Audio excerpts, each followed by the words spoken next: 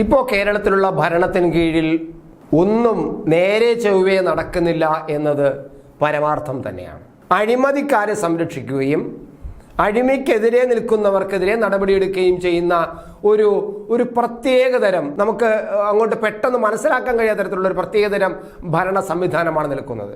അത് പോലീസ് വകുപ്പിൽ മാത്രമല്ല, IAS-കാരുടെ ഇടയിലും സർവ്വ വകുപ്പുകളിലും പാർട്ടിക്ക് വേണ്ടി നിൽക്കുകയും പാർട്ടിക്ക് വേണ്ടിയുള്ള കാര്യങ്ങൾ ചെയ്യുകയും അത് ചട്ടവിരുദ്ധം, എത്രമാത്രം ചട്ടവിരുദ്ധമായാലും അത് പ്രശ്നമല്ല, പാർട്ടി സഖാക്കൾക്കും പാർട്ടി പ്രവർത്തകർക്കും പാർട്ടിയിലെ ഉദ്യോഗസ്ഥന്മാർക്കും വേണ്ടി കാര്യങ്ങൾ ചെയ്യുക എന്നതാണ് കാണുന്നത്.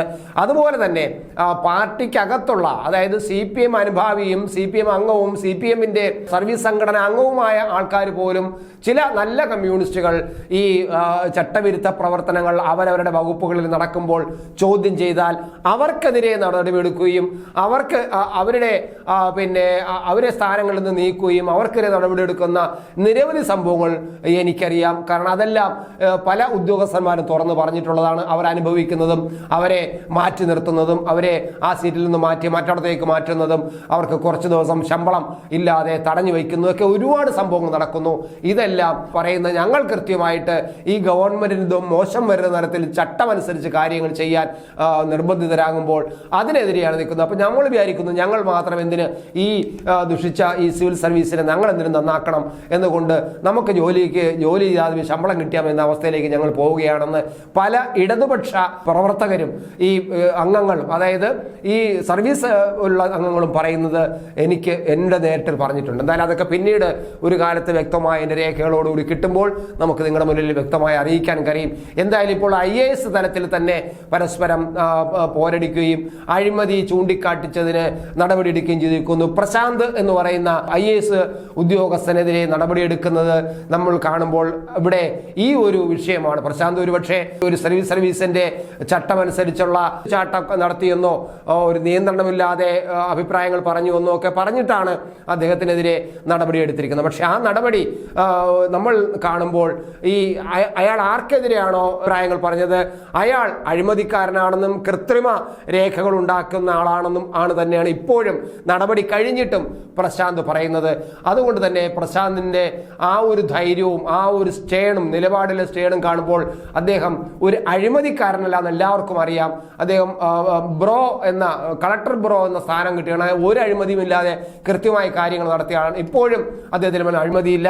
വകുപ്പിലെ സ്ഥാനത്തിരുന്നു കൊണ്ട് അഡീഷണൽ സെക്രട്ടറി ആയിട്ട് ഇരുന്നു കൊണ്ട് അദ്ദേഹം ചെയ്യുന്ന കാര്യങ്ങളെല്ലാം എത്രയോ ആ വകുപ്പിന്റെ വളർച്ചയ്ക്ക് നല്ലതാണ്. കാരണം ഒരു നല്ല മന്ത്രിയും ഒരു നല്ല ഉദ്യോഗസ്ഥന്മാരുടെ കൃഷി നല്ലതാണ്. എങ്കിലും അദ്ദേഹം ഇപ്പോൾ കൃത്യമായിട്ട് എൻ്റെ ഭാഗം കേട്ടിട്ടില്ല എന്നാണ് അദ്ദേഹം ഇപ്പോൾ നടപടിക്ക് ശേഷം പറഞ്ഞിരിക്കുന്നത്. എന്നോട് ആരും ഒന്നും ചോദിക്കുകയോ പറയുകയോ ചെയ്തിട്ടില്ല. നട്ടപ്പാതിരാക്കി ഇങ്ങനെ പറയുകയാണ്, അതായത് നിങ്ങളെ സസ്പെൻഡ് ചെയ്തിരിക്കുന്നു പറഞ്ഞിരിക്കുകയാണ്. സർക്കാരിനെയോ സർക്കാർ നയങ്ങളെയോ വിമർശിച്ചാൽ അതിൽ തെറ്റുണ്ട്, നടപടിയെടുക്കാം. ഇത് താൻ ചെയ്തത് ആരും പറയുമെന്ന് തോന്നുന്നില്ല. ഉദ്യോഗസ്ഥരായ ചില വ്യക്തികളുടെ തെറ്റായ പ്രവണതകളെയാണ് വിമർശിച്ചത്. പ്രത്യേകിച്ച് വ്യാജമായ റിപ്പോർട്ട് ചമച്ച് കൊടുത്തതിനാണ് ഇതിന്റെ തെളിവുകളും പുറത്തു വന്നിട്ടുണ്ട്. വ്യാജമായ റിപ്പോർട്ടുകൾ തയ്യാറാക്കുന്നത് സർക്കാർ നയമല്ലെന്നാണ് വിശ്വാസം. വ്യാജ റിപ്പോർട്ട് തയ്യാറാക്കുന്നതിനെതിരെ വിമർശിച്ചാൽ അത്തരമൊരു നടപടി ഉണ്ടാകുമെന്നത് പുതിയൊരു അറിവാണ്. അതായത് വ്യാജ രേഖ ഉണ്ടാക്കിയതിനെ വിമർശിക്കുമ്പോൾ സസ്പെൻഷൻ നമുക്ക് കിട്ടുന്നു, വ്യാജരേഖ കിട്ടിയവർ അകത്തും ഇരിക്കുന്നു. ഇത് എന്ത് ഭരണമാണ്? ഇതിനെ ഫാസിസ്റ്റ് രീതിയാണ് എന്നാണ് അദ്ദേഹം പറയുന്നത്. എന്തായാലും അഭിപ്രായ സ്വാതന്ത്ര്യം അനുസരിച്ച് ഏത് പരിധിയാണ് ഞാൻ ലംഘിച്ചതെന്ന് അറിയില്ല. ഓർഡർ കാണട്ടെ, അതിനുശേഷം തുടർ നടപടി ആലോചിക്കും. ജനിച്ചു വീണപ്പോഴേ IAS-കാരൻ ആകണമെന്ന് വിചാരിച്ചല്ല ഞാൻ ഇവിടെ വന്നിരിക്കുന്നത്. വേറെയും ജോലി താല്പര്യമുണ്ട്, പല ജോലിയും ചെയ്ത് ജീവിക്കാൻ എന്നെ കൊണ്ടൊക്കും. ഇതൊന്നും വലിയ സംഭവമായി എനിക്ക് തോന്നുന്നില്ല. ഇതെല്ലാം കണ്ടിട്ട് അയ്യോ എന്ന് പറയുമെന്നും ആരും ധരിക്കണ്ട.